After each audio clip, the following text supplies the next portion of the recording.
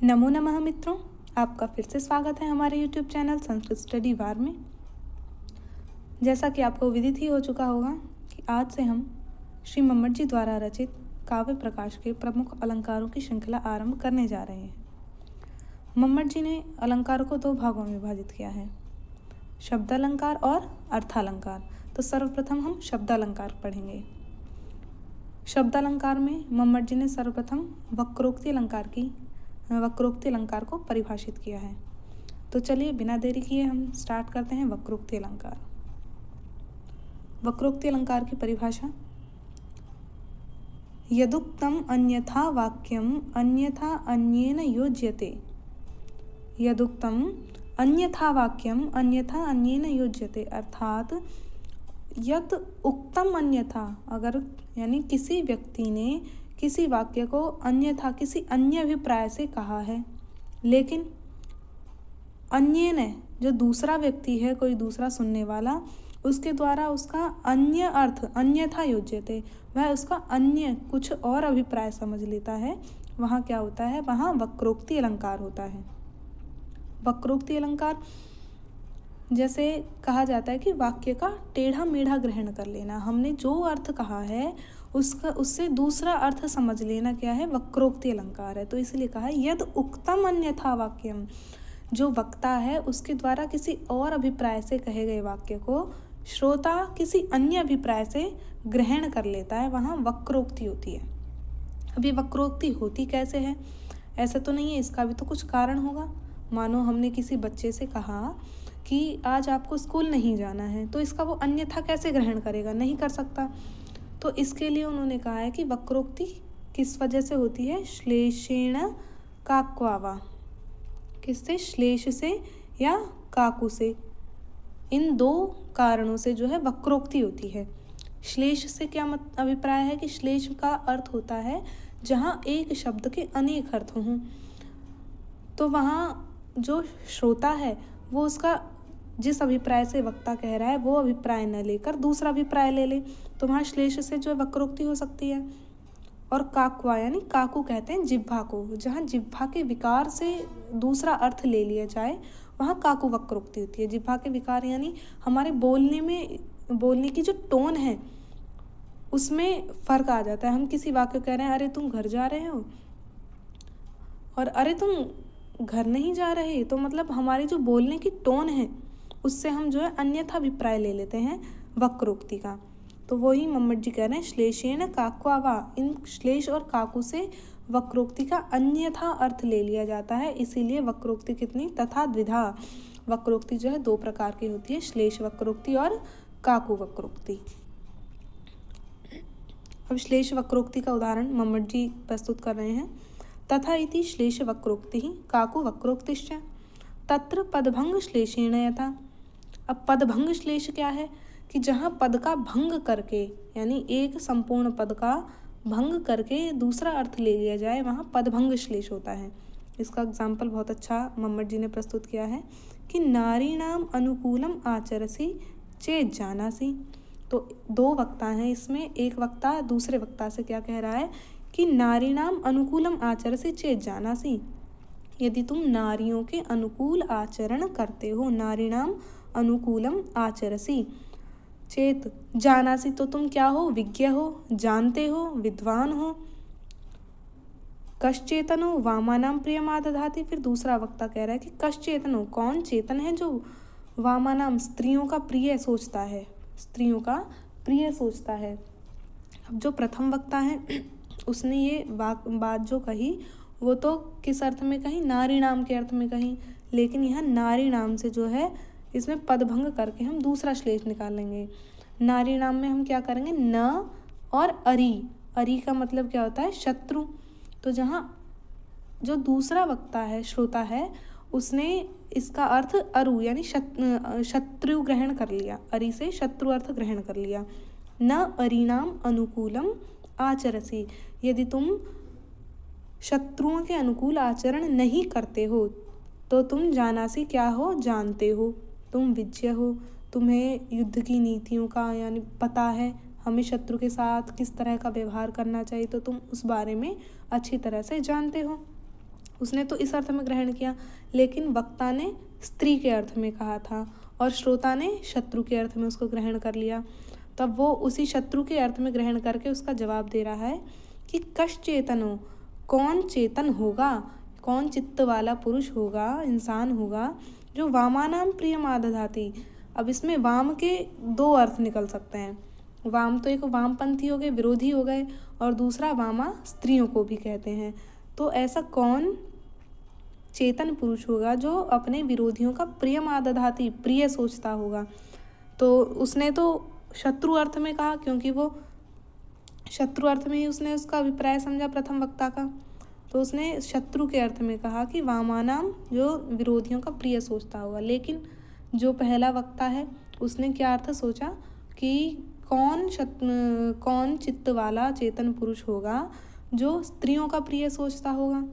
उसने ये अर्थ ग्रहण कर लिया। फिर आगे वो कहता है कि हितकृतन नैव अबलानां भवान, हितकृत नैव अबलानां भवान, क्या आप अबलाओं के हितकृत नहीं हैं, उनके हितकारी नहीं हैं। लेकिन यहाँ अबला नाम से क्या है, स्त्रियों का ग्रहण किया। पर जो श्रोता है उसने क्या सोचा कि हितकृत न बलानाम भवात न अबलानाम, अबलानाम यानी जो बल रहित हैं, क्या तुम उनके हितकारी नहीं हो।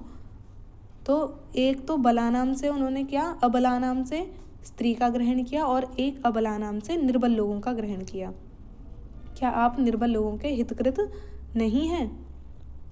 फिर आगे कहते हैं युक्तम किम हितकर्तनम ननु बलाभाव प्रसिद्धात्मनः। तो यहाँ क्या है, बला से हम दो अर्थ ले सकते हैं। पहला तो कहा कि बला भाव प्रसिद्धात्मनः, जो बल के अभाव से ही स्वयं प्रसिद्ध हैं, जो बल के अभाव से ही जाने जाते हैं। क्या युक्तम किम हितकर्तनम, क्या उनका हितकर्तन युक्त है, उचित है, अर्थात नहीं है। एक तो ये अर्थ ले लिया।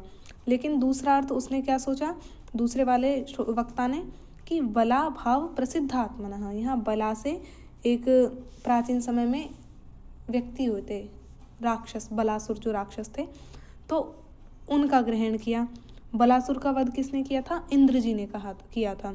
तो बल अभाव प्रसिद्धात्मनः, जो बल का अभाव करने से प्रसिद्ध हुए हैं। तो बल का अभाव, बल का वध किसने किया, इंद्र जी ने किया।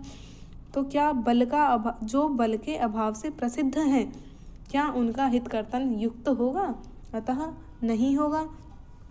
इस पर फिर दूसरा वक्ता क्या कहता है, सामर्थ्यम भवतः पुरंदरम मतच्छेदम विधातुम कुतः।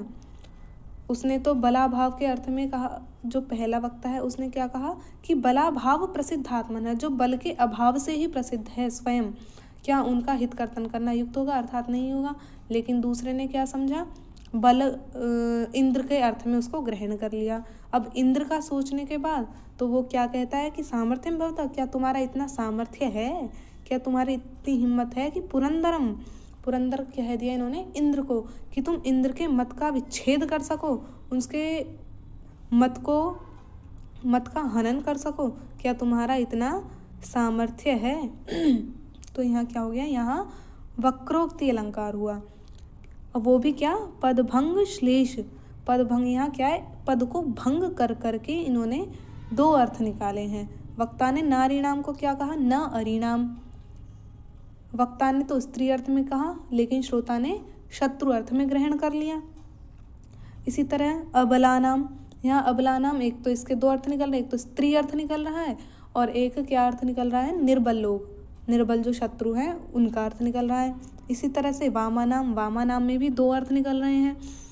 एक तो हो गया वाम यानी विरोधी, और वामा स्त्रियाँ। यहाँ पे बला भाव प्रसिद्धात्मना, बला से बलासुर राक्षस हो गया, और बला भाव प्रसिद्ध जो बल के अभाव से प्रसिद्ध लोग हैं, ये हो गया।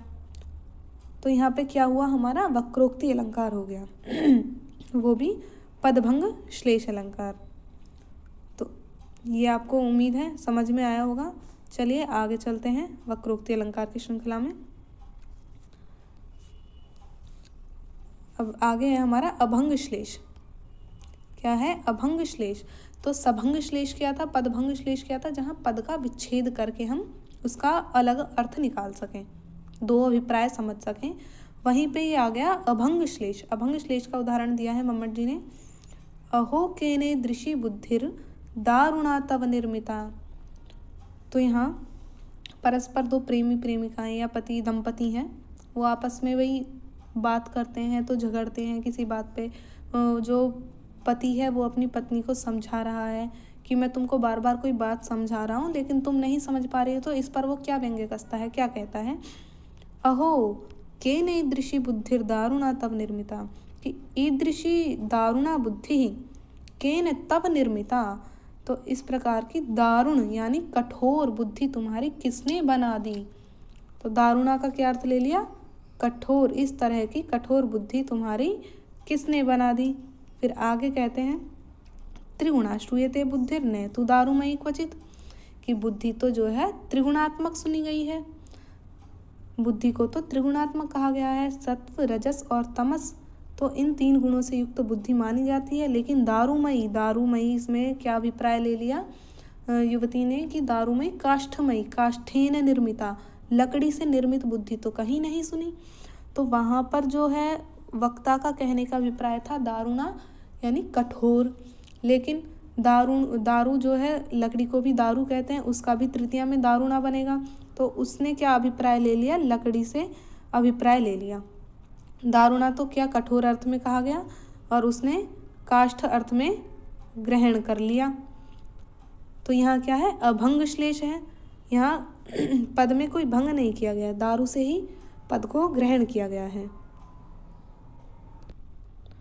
तो एक दारू का अर्थ तो कठोर हो गया और एक दारू से उन्होंने लकड़ी का ग्रहण कर लिया। तो यहाँ क्या है, अभंग श्लेष है। तो वक्ता ने कहा किसी और अभिप्राय से और दूसरे ने, श्रोता ने समझा कोई और अभिप्राय। अब आगे आती है हमारी काकु वक्रोक्ति। काको आया था, अब उसका एग्जाम्पल दे रहे हैं कि गुरुजन परतंत्रतया दूरतरम देशम उद्यतो गंतुम। दूरतरम देशो उद्यतो गंतुम। तो यहाँ पे जो दो प्रेमी प्रेमिकाएं हैं वो आपस में यानी नव दंपति हैं, नव विवाहित दंपति हैं। तो उसका पति जो है, पत्नी का, विवाहिता का जो पति है वो शादी के बाद, विवाह के पश्चात कहीं दूसरे देश चला गया है, विदेश चला गया है। तो उस पर वो अपनी सखी को क्या बता रही है कि गुरुजन परतंत्रतया दूरतरम देशम उद्यतो गंतुम, कि गुरुजन से अभिप्राय गुरुओं से नहीं है, जो हमारे परिवार में बड़े लोग होते हैं, माता पिता आदि, तो उनको भी हम गुरुजन ही बोलते हैं। तो यहाँ से माता पिता से अभिप्राय गुरुजन, कि वो तो गुरुजन परतंत्रतया, गुरुजनों के परतंत्र है, उनके अधीन है, जिसके कारण दूरतरम देशम उद्यतो गंतुम, कि वह विदेश जाने के लिए उद्यत हो गए हैं, वो विदेश चले गए हैं। अब भाई शादी के बाद उनको कुछ खाना कमाना भी है, शादी कर ली, विवाह कर लिया, उसके पश्चात घर की आजीविका चलाने के लिए वो क्या है, परदेश चला गया है। तो वो किस वजह से गया है, परतंत्रतया, गुरुजन परतंत्रतया, गुरुओं की परतंत्रता के कारण वो गुरुओं के अधीन है, अपने बड़े लोगों के अधीन है, जिस वजह से वो दूरतरम देशम उद्यतो गंतुम, वो विदेश चला गया है। फिर आगे कहती है कि अलिकुल कोकिल ललिते नैष्यति सखी सुरभि समयी असौ। अली क्या है, भंवरे, अली भंवरों को कहते हैं। तो अलिकुल भंवरों का समूह, कोकिल कोयलें, ललिते जब ये चहचहाती हैं, भंवरों का समूह, कोयलें, इनका ये जो ललित समय है, ऐसा समय क्या कब आता है, सुरभि समय, ये जो वसंत ऋतु का समय है, ऐसे ललित वसंत ऋतु के समय में नैष्यति सखी नहीं आएंगे। इसमें जो है काकू का क्या मतलब होता है कि वक्ता की टोन से पता चलता है कि वो किस अर्थ में कह रहा है। तो उसने तो इसका जो सीधा सीधा अर्थ है ये तो ये है कि वो परदेश चले गए हैं कमाने के लिए गुरुजनों की आज्ञा के कारण। लेकिन अलिकुल कोकिल ललिते, वो जब ये भंवरे गुंजन करते हैं, कोयले चहचहाती हैं, ये जो ऐसा वसंत ऋतु का ललित समय है वो इस समय में भी नहीं आएंगे। एक तो सीधा अर्थ ये हो गया। लेकिन उसकी टोन से क्या पता चला, उसने कहा कि वो अभी तो गुरुजनों की आज्ञा से विदेश गए हैं, लेकिन जब ये वसंत ऋतु का समय आएगा तो इस समय में क्या वो नहीं आएंगे। अर्थात वो अवश्य आएंगे। तो ये है हमारा काकु वक्रोक्ति। यहाँ क्या है, वक्ता के कहने के अभिप्राय से, वक्ता किस अर्थ में कह रहा है, उसकी जो कहने की टोन है उसके तरीके से हम अर्थ निकाल लेते हैं कि वो नकारात्मक अर्थ में कह रहा है या सकारात्मक अर्थ में। तो यहाँ हमारा क्या हो जाएगा, यहाँ हमारी काकु वक्रोक्ति हो जाएगी। तो ये हो गया हमारा वक्रोक्ति अलंकार। उम्मीद है आपको अच्छे से समझ में आया होगा। ये हमारा मम्मट जी ने वक्रोक्ति अलंकार जो है 3 भागों में विभाजित किया है। आपको एक बार फिर बता देते हैं, 2 भाग में विभाजित किया है, श्लेष और काकु। तो श्लेष के भी 2 उदाहरण, पदभंग श्लेष और अभंग श्लेष। जहाँ पद का भंग करके अर्थ निकाला जाए वहाँ पदभंग श्लेष, और जहाँ पद का भंग किए बिना ही अर्थ निकाला जाए, अन्य अर्थ ले लिया जाए, वहाँ अभंग श्लेष होता है। और काकु वक्रोक्ति जो जिह्वा के विकार से हम अन्य अर्थ ले लेते हैं, वहाँ हमारा काकु वक्रोक्ति होता है। धन्यवाद।